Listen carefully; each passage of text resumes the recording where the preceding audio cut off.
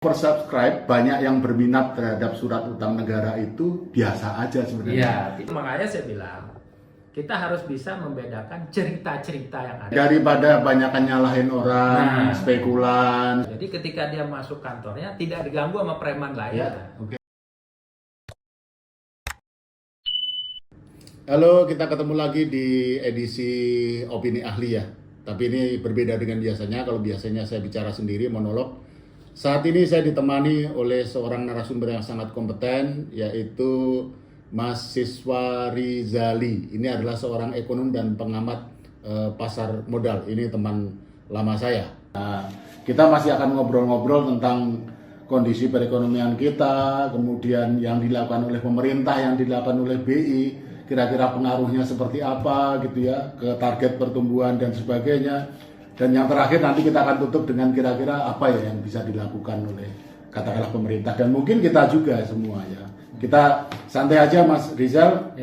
Kita mulai dari ini nih, kalau per teori ya, itu kan kalau kita sering yang sekarang diramekan tentang rupiah yang melemah, kebijakan moneter BI menaikkan suku bunga atau BI rate dan sebagainya, itu kan kebijakan makro ya, gitu ya. Nah, kebijakan makro ada fiskal, moneter. Sebenarnya posisi kebijakan pemerintah ini gimana sih? Gitu, seberapa penting sebenarnya kalau di atas kertas ya, per teori ya, tentang kebijakan makro ini seberapa penting gitu ya, seberapa mempengaruhi gitu terhadap perekonomian kita. Dan kita jangan lupa juga ya, pemerintah kan pasang target pertumbuhan 8%, nggak tahu kapan gitu ya, gitu ya nanti alhamdulillah. Nah, ini gimana nih per teori dulu nih, silakan Mas Rizal. Kita juga bisa lihat sebenarnya perencanaan pemerintah. Sebenarnya dari era Pak SBY, Pak Jokowi, target pertumbuhan ekonomi 7%, 8% itu kan sudah digaungkan. Ya. Jadi sudah istilahnya 20 tahun ya, kita mentargetkan itu, dan hasilnya sih kalau di era Pak SBY kan pernah 6% ya, rata-rata 5,7%. Nah kalau di era Pak Jokowi kan rata-rata kalau kita keluarkan era COVID, karena kan COVID ini kondisi berat ya. Iya. Anomali lah ya, gitu ya. Di bawah 5%, sehingga memang sering dianggap stimulus yang kemarin ini berhasil karena meningkatkan ekonomi ke 5,3, 5,6% gitu ya. Cuma yang harus diingat bahwa per teorinya sebenarnya stimulus makro ini tidak dapat meningkatkan pertumbuhan ekonomi secara permanen. Jadi sementara naik. Gitu. Nah orang sering bilang, oh di era Pak Prabowo ini beda. Bedanya apa? Karena pakai pendekatan Keynesian. Nah ini kan debat lama ini, debat tahun 40-an, 50-an, 60 ya.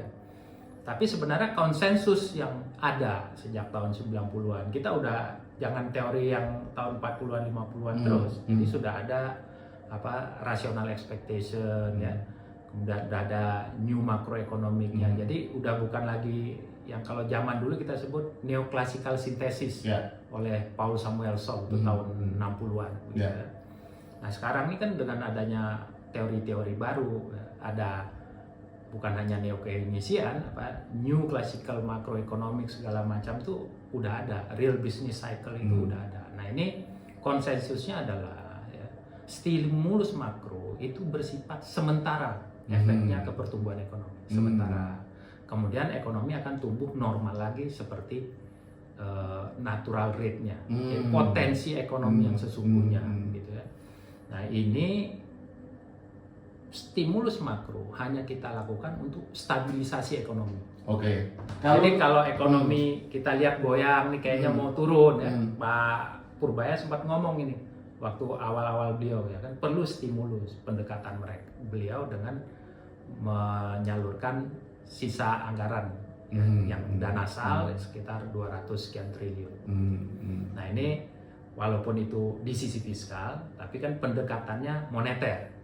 Nah, dulu juga kita membeda-bedakan fiskal makro, tapi sebenarnya konsensusnya di yang sejak tahun 90-an, fiskal bagaimana yang efektif untuk stimulus, itu harus yang didanai dengan moneter, pencetakan uang.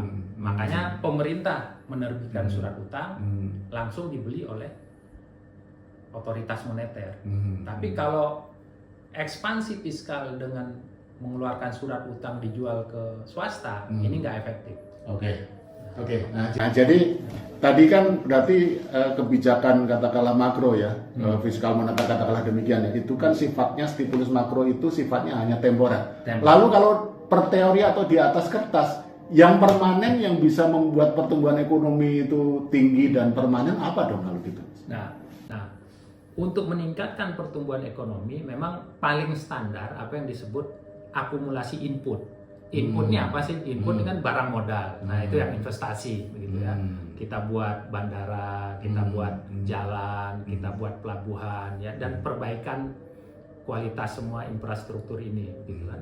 Kemudian barang modal, pabrik-pabrik, pergudangan. Ini kan semua barang modal. Kemudian sumber daya manusia, tenaga kerja. Jadi pertumbuhan penduduk mengapa kalau kita ngomong tentang pertumbuhan ekonomi, pertumbuhan penduduk penting. Kalau pertumbuhan penduduknya melambat, secara alamiah atau natural itu ekonomi melambat. Nah, tapi bagaimana mengkombinasi input dua ini yang kita sebut akumulasi input, yaitu barang modal dan tenaga kerja, mengkombinasikannya, cara kerjanya, ini yang kita bilang teknologinya bagaimana. Kemudian di implementasi sehari-hari ada yang namanya institusi yang mencakup semua ini. Nah, kalau kita mau sifatnya pertumbuhannya berkelanjutan dan konsisten di tingkat tinggi, jadi bukan di stimulus makronya yang penting, tapi bagaimana meningkatkan total faktor productivity ini melalui perbaikan teknologi, ya, perbaikan institusi. Makanya orang ngomong reformasi institusi, reformasi ekonomi, deregulasi, gitu kan. Oke. Makasih. Nanti kita akan bicara tentang yang tadi ya, yang sifatnya permanen itu mungkin nanti di bagian akhir ya. Untuk sementara, meskipun tadi Mas Rizal sudah sampaikan bahwa ini sebenarnya dampaknya jangka pendek, tapi itu kan penting juga ya, karena untuk stabilisasi ya. Nah, kalau kita lihat kondisi sekarang ini kan yang lagi rame nih Mas Rizal ya, rupiah melemah, kemudian IHSG juga sempat drop gitu ya. Ini gimana nih? Kemudian ada isu tentang modal yang dibawa keluar, juga ada pemerintah menyampaikan ada spekulan ya, ulah spekulan. Kemudian ada negara tertentu, Singapura kita sebut aja ya, lagi ngerjain kita. Ini gimana ya pandangan Mas Rizal terhadap kondisi yang terkini ini? Selalu kan argumennya dibilang bahwa fundamental kita baik. Ya itu dia. Nah, artinya fundamentalnya apa? Sektor realnya baik, jalan. Buktinya apa? Pertumbuhan ekonomi 5,6%. Tapi yang harus diingat, sektor real ini pemantauannya memang lama. Ya, data paling cepat kan 3 bulanan. Pertumbuhan 3 bulanan gitu. Kalau kita mau lihat apapun dengan ini inflasi mungkin bisa bulanan. Gitu ya. Tapi kalau finansial, nah ini yang mengapa orang lebih tertarik finansial, bahwa bukan hanya harian, menit per menit, detik per detik, kita bisa banyak cerita. Nah, di finansial, mana yang paling mudah dilihat? Yang paling mudah dilihat adalah misalnya IHSG, Indeks Harga Saham Gabungan, dan nilai tukar. Itu mengapa orang ramai membicarakannya. Tapi mana yang paling relevan? Yang sering orang tidak melihat, yaitu surat utang negara. Surat berharga negara. Ada yang bilang surat utang negara SUN, ada yang bilang surat berharga negara SBN. Ada yang syariah, ada yang konvensional, gitu ya. Ada yang local currency, artinya yang dalam rupiah mayoritas, ada yang hard currency. Ini yang belakangan ini pemerintah banyak bicara, oh ini laku, dan antara laku, pemerintah laku, ada yang mau pandabon segala macam ya. Dinamika inilah yang di surat utang negara ini yang, atau kalau di BI ada SRBI, ya kan? Nah ini tidak diperhatikan, luput. Nah, jadi kalau kita melihat dinamika finansialnya tepat, yaitu yang indikatornya relevan ke pemerintah, seperti surat berharga negara dan SRBI, malahan kontradiktif dengan yang ada sekarang. Artinya gini, capital outflow terbesar tidak terjadi di April, Mei, Juni kemarin. Terbesarnya malahan terjadi di September, Oktober. Tahun lalu ya. Iya, tahun lalu. Jadi dalam 2 bulan September, Oktober itu ketika Pak Purbaya baru menjadi Menteri Keuangan, yang keluar dari surat berharga negara dan SRBI itu lebih 100 triliun. Ya. Itu keluar dari surat berharga negara ya? Ya, bisa saja kalau RSBI karena SRBI karena jangka pendek kurang dari setahun ya. dia karena jatuh tempo dia tidak perpanjang. Bisa juga kalau SBN memang dijual. Jadi di bulan September itu capital outflow SRBI dan SBN itu 80 triliun. Ya. Oke, ini supaya nanti penonton kita juga paham ya. Jadi ini bukan outflow dari yang pasar modal yang di bukan saham ya. Sahamnya masih oke ya. Oke. Masih oke. Oke, ya terus Mas ya. Nah, jadi malahan ketika kalaupun ada outflow di September itu sangat kecil. Ya. Nah, yang paling dominan yang total 80 triliun itu gitu kan. Jadi dari SRBI sekitar 30 triliun, kemudian dari surat berharga negara 50 triliun. Nah, di bulan Oktobernya keluar lagi yang keluar SBN ya, surat berharga negara sekitar 20-an triliun. Jadi in total dalam 2 bulan itu keluar dari SBN dan SRBI 100 triliun lebih. Nah, silakan cek. Nah, datanya dari mana? Kan banyak orang mengarang data cerita sendiri. Jadi hanya melihat indeks harga atau imbal hasil surat berharganya. Tapi kan kita harus melihat volumenya. Nah, kalau di tahun 2026 ya, yang paling besar keluar itu kebetulan ada datanya di saya itu ya. Ini saya ambil data dari Kementerian Keuangan. Jadi datanya Pak Purbaya sendiri ya kan, dari Bank Indonesia, SRBI juga itu datanya pemerintah gitu ya kan. Bisa dilihat di website pemerintah resmi. Ini juga agak aneh di kita, meributkan angka-angka yang tidak ada di data resmi pemerintah. Jadi mencari data di internet, tapi kemudian mengarang cerita sesuai pesan-pesan sendiri. Nah, kita pakai saja data resmi. Nah, di bulan Maret itu capital outflow 50 triliun. Nah, tapi kan dibandingkan dengan September, Oktober yang total 100 triliun, ya tentu ini hanya setengahnya. Nah, tapi mengapa waktu itu tenang? Nah, pertama, tidak ada yang melihat, memperhatikan. Karena apa? Waktu itu BI aktif melakukan surat berharga negara. Jadi dibeli surat berharga negara. Ketika asing membuang, dibeli oleh BI. Nah, kemudian setelah asing ini dapat uangnya, ya dia exit dari Indonesia. Tapi cadangan devisa kita masih cukup aman, sehingga nggak ada yang lihat. Ini yang kalau dalam dunia investasi, jadi smart bond investornya ini sudah keluar duluan. Nah, orang yang kurang paham, karena waktu itu IHSG kan naik. Nah, dibilang karena injeksi likuiditas dari kebijakan moneternya ala Pak Purbaya. Padahal kalau kita lihat lagi-lagi melihat indeks itu kan yang mana gitu.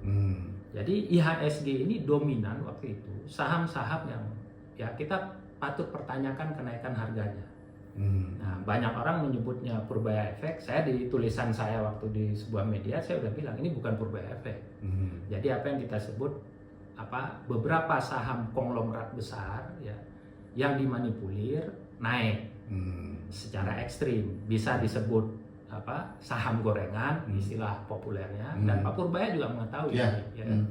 Kemudian bisa kita kasih nama lucu-lucuan lah, misalnya oligarki efek atau konglomerat efek. Ini juga udah istilah yang dipakai. Karena apa? Pertama kali IHSG naik aneh ini sudah terjadi tahun 2023. Jadi sudah sesuatu yang lama. Tapi kalau saham lagi naik aneh, orang tidak peduli. Nah, nanti ketika turun, baru orang ribut. Nah, karena paling mudah memantau ini yang banyak cerita emang saham dan nilai tukar. Tapi kalau surat utang negara, kita transaksinya apa yang kita sebut over the counter, di bawah meja. Jadi hanya investor-investor yang maklum, yang mengerti, yang paham, yang memantau ini. Oke. Nah, lalu begini Mas Rizal ya. Nah, kan waktu tahun lalu katakanlah tadi disebut September Oktober, meskipun terjadi capital outflow di surat berharga negara atau surat utang negara, IHSG-nya kan masih bagus kan, menunjukkan bahwa itu tidak terjadi capital outflow di saham. Nah, tapi kemudian kan jatuh kan di saham itu inflow. Kalau September Oktober tahun lalu inflow, IHSG naik to the moon. Nah, makanya orang semangat, tidak peduli yang istilahnya yang surat utang negara. Nah, cuman terakhir kan turun ya lagi kan sampai kemudian di bawah 6.000 sempat ya. Gitu. Nah, itu terjadi capital outflow juga di saham atau seperti apa? Terjadi. Apakah ada kaitannya dengan itu yang saya bilang. Jadi kalau total outflow di sahamnya mungkin sampai year to date ini sekitar 70 triliun. Terbesarnya. Tapi bayangkan yang tahun lalu di September Oktober itu dalam 2 bulan keluarnya 100 triliun lebih. Nah kalau sekarang year to date misalnya si saham ini year to date ini kan udah hampir 6 bulan, 5 bulan setengah, keluarnya 70 triliun. Nah kalau Anda rata-ratakan berarti kan hanya sekitar 15 triliun per bulan. Dan sebenarnya yang besar itu di bulan Maret dan bulan Maret, April dan bulan Juni. Outflow di saham ya. Tapi pada saat bersamaan ya, malahan inflow sangat besar ya, itu mencapai 40 triliun inflow, di mana outflow di saham 20 triliun ya, inflow di SRBI dan SBN 60 triliun. Tapi ini nggak ada yang memperhatikan. Gitu. Nah, nanti mungkin kok bisa di saham outflow, di SRBI dan SBN inflow. Nah, ini ada mekanisme harganya. Gitu. Nah, kalau dampaknya gimana? Apakah itu terkait dengan pelemahan nilai tukar yang sampai sekarang masih terjadi atau apa sih dampaknya, Mas? Kalau orang outflow dari katakanlah surat berharga negara, juga outflow dari saham dan sebagainya, dampaknya seperti apa sih? Jadi begini, kalau volume pasarnya ini tidak liquid, jadi jumlah transaksinya sedikit, tidak liquid, kan? Karena begitu mulai IHSG turun, ya, orang kan mulai menahan diri beli, sehingga penjualan yang sedikit pun, ya, itu menyebabkan tekanan harga yang tinggi, koreksi harganya besar. Demikian juga di nilai tukar, jadi orang cepat keluar. Jadi bukan hanya kita melihat harganya, tapi lebih volume transaksinya yang dijual dengan cepat. Orang memang dalam kondisi panik ingin keluar, ya. Nah, dan itu yang menyebabkan tekanan tinggi baik di IHSG maupun di nilai tukar. Kemudian juga kita lihat ada berita cadangan devisa yang menurun. Nah, ini baru kita ngomong semuanya memang sudah pada arah keluar. Tapi secara volume dibandingin September Oktober tadi, lagi-lagi ini hanya setengahnya. Cuma efek harganya jauh lebih besar, begitu. Baik di IHSG-nya maupun di nilai tukar. Yang orang nggak perhatikan, karena kan orang begini, kalau memperhatikan harga surat berharga itu di mana sih? Susah informasinya. Gitu ya. Orang lebih ngelihat bunga bagaimana. Tapi orang ngelihat bunganya ke BI rate. Ya kita tahu BI rate ya nggak berubah-berubah. Tapi kalau kita lihat di lelang SRBI oleh Bank Indonesia, ya, SBN yield di pasar itu sudah naik. Nah, jadi ini pada intinya kan Mas Rizal memberikan pemahaman kepada kita ya bahwa ada satu aspek yaitu dinamika di pasar surat berharga yang jarang diperhatikan orang, tapi sebenarnya itu sangat penting ya. Sangat penting. Ya. Nah, kalau mau dibandingkan nih Mas, apa yang lebih relevan bagi pemerintah ya? Dinamika di saham, pasar modal gitu, ataukah dinamika di dalam surat berharga atau pasar surat berharga, dan kenapa gitu ya? Nah, kalau kita tahu begini ya, artinya pasar finansial itu sangat volatile. Semuanya, artinya apakah di saham, nilai tukar, obligasi juga volatile, yieldnya naik turun, dan juga kalau kita memperhatikan pasar komoditas sangat ekstrim. Bahkan emas yang dibilang safe haven pun kalau koreksi ya koreksi saja gitu. Nah, tapi mana indikator yang relevan tergantung pekerjaan kita apa. Jadi kalau pemerintah kerjanya apa? Pemerintah apa kerjaannya? Jualan saham kan enggak? Untuk membiayai APBN, pemerintah itu mengenakan pajak. Kalau tidak cukup menutup dengan pajak, dia menjual surat utang negara, bukan menjual saham. Ya kan? Nah, otomatis yang relevan bagi pemerintah bagaimana dinamika di surat utang negara. Itu yang saya agak bingung makanya. Ketika terjadi capital outflow besar di surat utang negara, tidak ada yang membicarakan. Tapi malahan berbicara banyaknya inflow di saham. Nah, ini yang istilahnya semacam kamuflase sementara. Yang tadi saya bilang kebetulan IHSG-nya naik gitu ya. Nah, tapi kalau sudah IHSG yang goyang, padahal inflow di SBN-nya ada, di SRBI ada, juga orang tidak tertarik karena orang tertarik dengan indikator yang salah. Nah, kemudian kalau BI, bagaimana BI menjalankan operasi moneter? Yang paling populer dengan menurunkan BI rate. Tapi ini kan BI rate ini semacam bunga ideal yang diharapkan oleh BI. Nah, realitanya bagaimana di pasar? Di pasar ya kita lihat lelang SRBI-nya bagaimana, gitu ya. Kalau lelang SRBI rate-nya hanya 4,5%, tapi lelang di SRBI-nya sudah 5%, berarti ya realita yield-nya bunganya sebenarnya 5%, bukan yang 4,5% BI rate, gitu ya. Nah, itu sebenarnya kalau kita lihat memang bunga terendah BI rate itu kan 4,75%, ya kan? Nah, itu terjadi misalnya sepanjang tahun lalu lah, dari September sampai April kemarin, gitu. Di pasar juga memang waktu itu SRBI yield terendah sekitar 4,8%. Tapi memasuki bulan Januari itu udah mulai naik ke 5%, ya. Kemudian di bulan Februari naik lagi 5,2%, ya.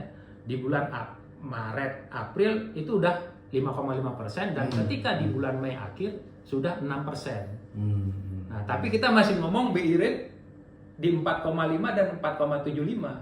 Jadi ini BI rate ini sinyal yang salah, gitu. Karena dia sebenarnya BI rate akhirnya hanya mencoba mengikuti pasar, tapi masih tertinggal. Nah, memasuki Juni, ya, ketika kemarin itu bursa saham crash, nilai tukar jatuh, gitu ya. Itu SRBI yield dan SBN yield-nya yang 1 tahun, ya, kita nggak ngomong yang tenor panjang, itu sudah 7%, bahkan sempat misalnya 7,7%.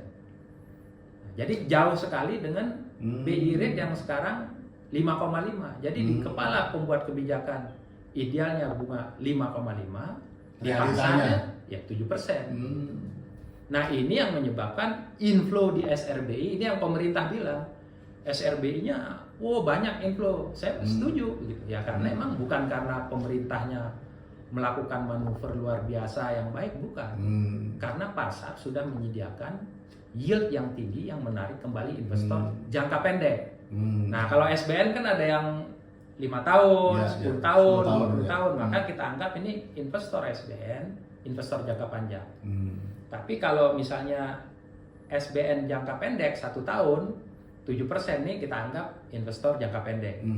Nah, kemudian kalau dia beli SRBI yang maksimal 1 tahun, ini investor jangka pendek. Jadi bunga jangka pendeknya sudah mencapai 7%, menarik kembali investor jangka pendek. Jadi yang terjadi adalah kita menukar investor yang komit jangka panjang, ya, yang dulu bunganya hanya 5%, 6%, kita tarik mereka investor jangka pendek dengan bunga yang tinggi. Nah, ini yang kita bilang masalahnya sektor real, ya, fundamentalnya biasa-biasa aja, tidak ada ini. Kita coba solusikan dengan manipulasi sektor finansial dan berharap ini membawa kebaikan. Nah, ini sebenarnya lebih kepada hanya sekedar menunda masalah. Kalau seperti orang sakit, cuma demamnya diobatin dengan paracetamol, tapi obat sektor realnya ini belum jalan. Balik ke tadi, Mas. Jadi kalau penjelasan Mas Rizal kan, kalau begitu sebenarnya yang lebih relevan bagi pemerintah harusnya di surat utang dong, ya, daripada saham, ya. Iya.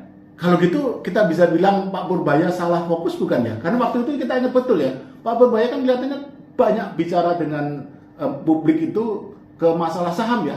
Iya. To the moon dan sebagainya. Kalau kita ingat pada bulan September sampai Desember, itu Pak Purbaya ini semacam juru bicara bursa saham. Iya, gitu kan. Nah, waktu itu terjadi mungkin inflow ya di pasar sahamnya. Pasar sahamnya. Padahal di pasar surat utangnya justru terjadi outflow yang lebih gede. Ya. Harusnya itu yang menjadi perhatian Pak Purbaya. Jadi salah fokus dong. Gitu ya. Makanya saya bilang kita harus bisa membedakan cerita-cerita yang ada. Kan tugas analis itu membedakan cerita-cerita yang banyak ini, mana yang relevan, mana yang tidak relevan.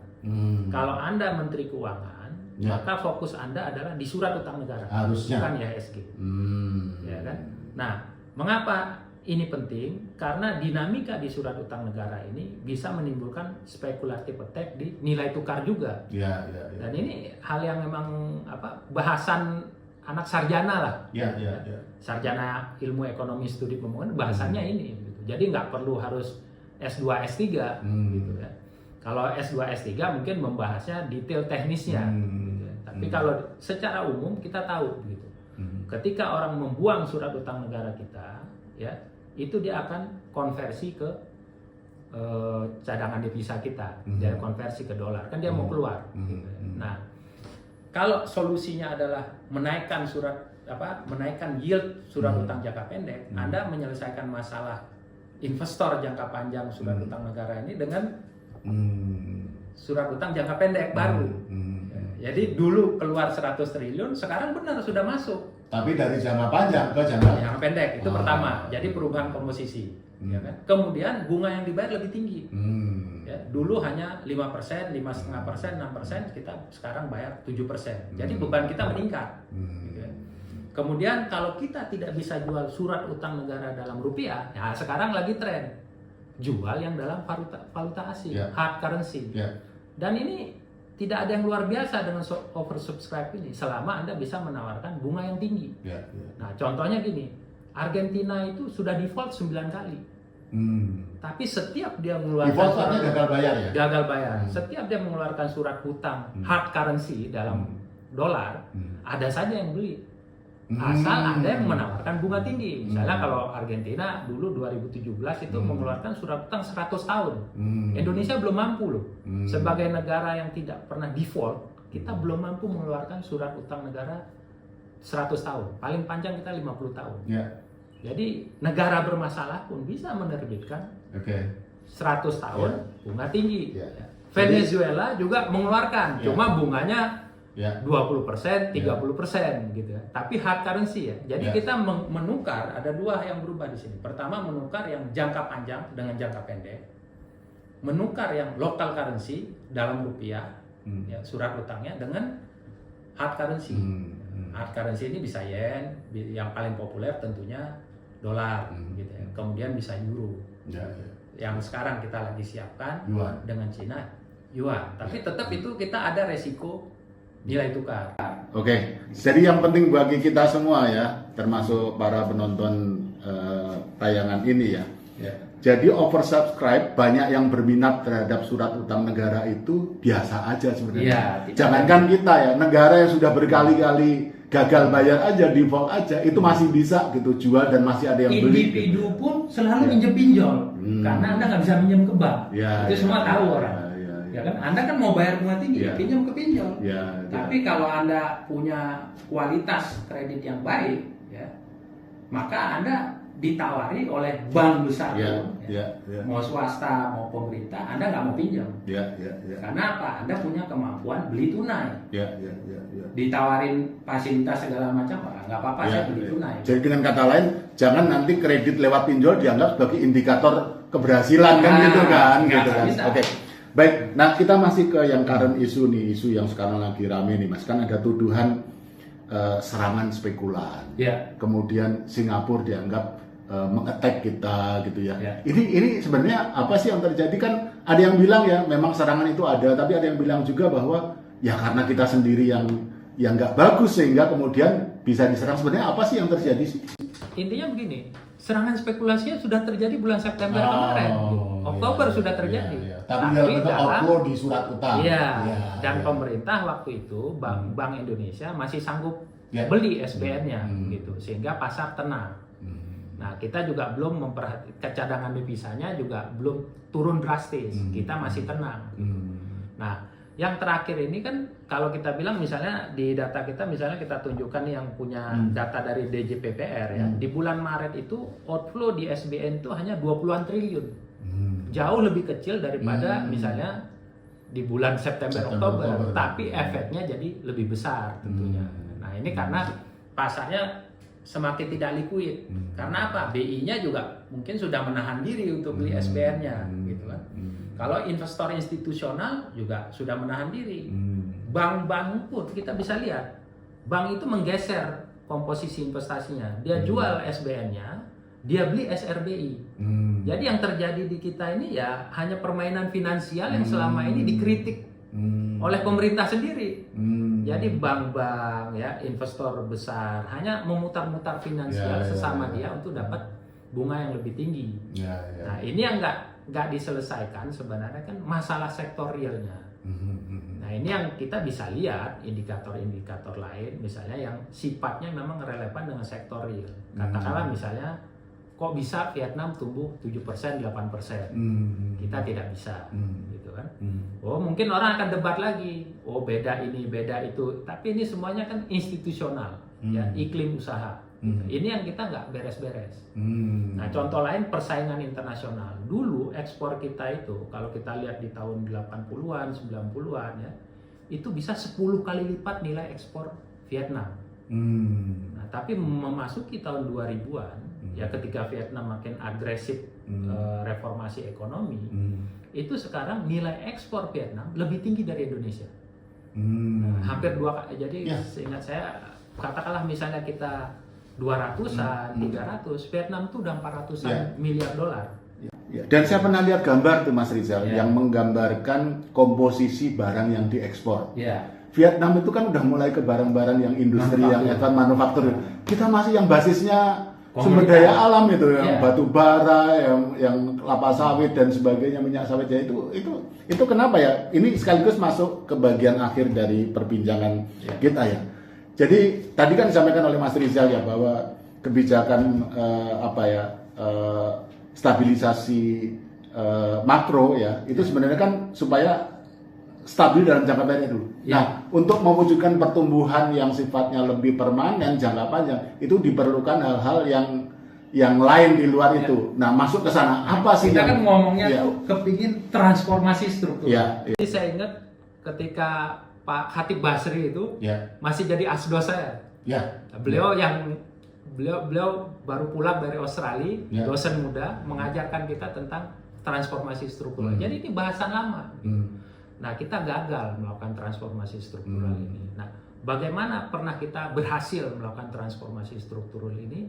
Ketika kita ngomong dulu deregulasi, cuma orang anti bahasa liberalisasi. Jadi mengapa dipilih deregulasi? Karena orang anti bahasa liberalisasi, tapi esensinya toh sama saja.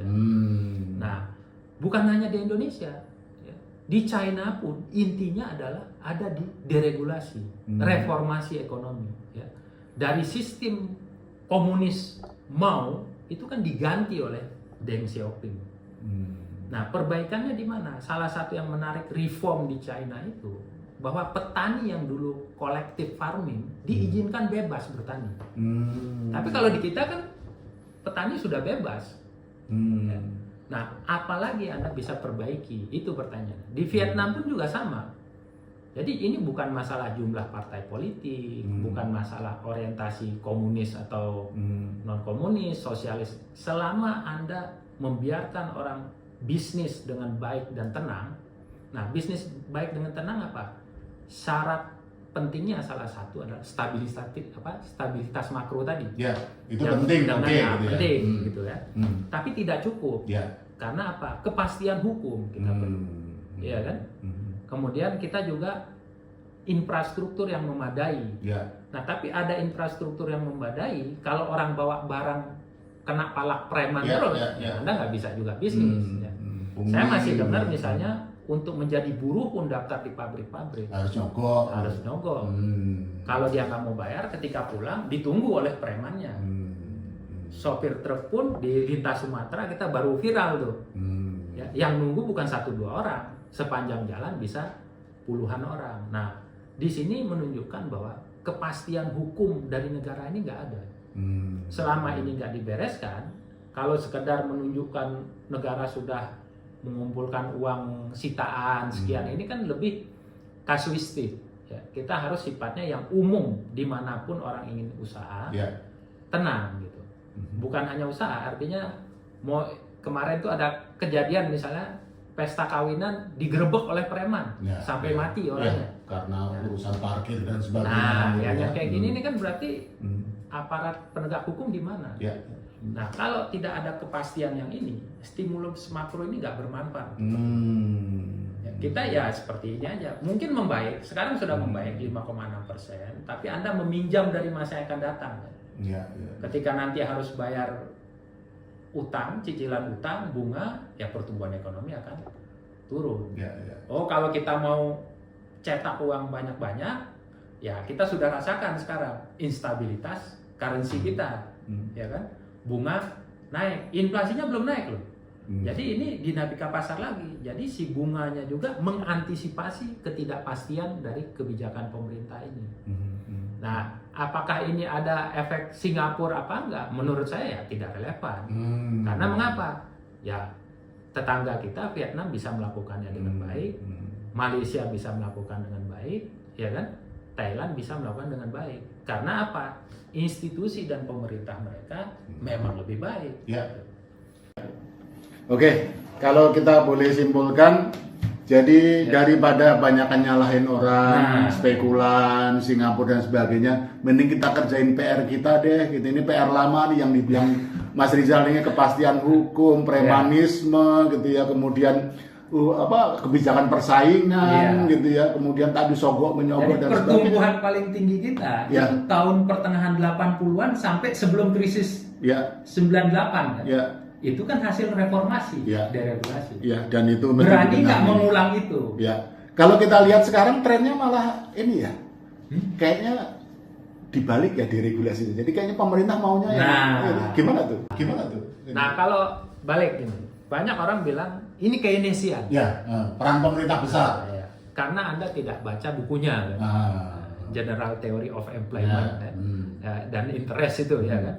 Keynes itu orangnya pro market pada dasarnya. Walaupun dia mengkritisi ada kondisi khusus, market tidak jalan. Jadi yang orang suka mengutip in the long run we are all dead. Ya itu sebenarnya Keynes bilang kalau ada gejolak, peran pemerintah di sini menstabilisasi itu tadi, biar yang bisnismen bisa jalan lagi. Jadi balik lagi gitu. Jadi kalau kita baca buku-buku atau makalah lain yang Keynes ada itu misalnya Labor and Liberalism. Keynes bilang ada 3 aspek tentang political economy: efisiensi, social justice, individual liberty. Nah, kalau kita lihat ini kan nih, individual liberty ini kan liberal ya kan. Efisiensi ini kita ngomong ekonomi. Jadi yang satu ini social justice juga bagian gitu. Tiga-tiganya nggak bisa hanya jangan memahami Keynes ini hanya dari Keynesian yang diinterpretasikan oleh ekonom-ekonom tertentu yang punya misi politik, bukan misi ekonomi. Nah, bahkan di dalam Keynesian ini kayak John Robinson ini menganggap Keynesian Amerika seperti Hicks, Samuelson, Hansen ini anak haramnya Keynes. Tapi Keynes sendiri belum tentu, ini jadi teori ya. Keynes sendiri belum tentu setuju dengan Keynesian yang sekarang ini. Nah, Keynes sendiri kalau kita baca di bukunya dia bilang bahwa pemerintah menciptakan kondisi agar bisnismen bisa jalan. Nah, Keynesian bicara tentang bukan bagi-bagi bansos.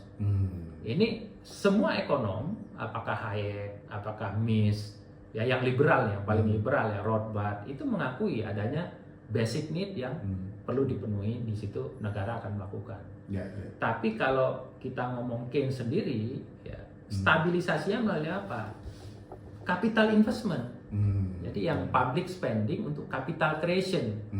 Karena swasta ini capital investmentnya fluktuatif, maka pemerintah mencoba menstabilkan. Nah, ini sudah dijalankan kan dulu, misalnya dengan Pak Jokowi infrastruktur, tapi jangan sembarangan juga. Kalau jadinya misalnya Kertajati itu bukan pembangunan modal, itu penghancuran modal. Nah, ini yang ketika ekonomi sudah jalan normal, Keynes lebih prefer private enterprise, market yang jalan. Oke, kalau untuk penutup bisa nggak minta tolong diulang 3 prinsip yang sebenarnya Keynes tadi ya, apa tadi yang ada social justice atau apa itu tadi, apa aja itu tadi? Yang pertama itu efisiensi. Nah, ini penting nih. Jadi kalaupun kita mau sekarang dianggap sebagai mengikuti Keynes ini sebenarnya yang perlu. Yang pertama adalah efisiensi. Kemudian yang kedua, perhatikan social justice. Social justice. tulisan yang dia buat untuk menjelaskan fenomena masalah labor dan liberalisme. Oke. Nah, yang ketiga, individual liberty. Individual liberty. Jadi kalau labor mau Ya, kerja, ya, dia punya pilihan-pilihan. ya, Ya kan? Ya. Dia tidak diganggu. Ya. Jadi ketika dia masuk kantornya tidak diganggu sama preman lain. Ya, oke. Ya. Nah, ini yang harus Ya. dijamin oleh negara. Hak basic ini, hak basic agar orang bisa bekerja dengan terbaik, ya itu adalah keamanan dari negara. Kalau ini nggak ada, Anda investasi infrastruktur, Anda turunkan bunga murah, Anda kasih modal kerja, ya tetap tidak ada gunanya akhirnya. Oke ya, jadi kesimpulannya apa nih kalau pendeknya ya? Jadi kesimpulannya adalah bahwa kebijakan makro fiskal maupun moneter ya itu sebenarnya hanya untuk stabilisasi. Bisa berdampak terhadap pertumbuhan ekonomi tapi hanya jangka pendek. Kalau untuk jangka panjang permanen, mengikuti pemikiran Keynes, mahasiswa Rizali menyampaikan ada 3 hal yang kita harus pegang.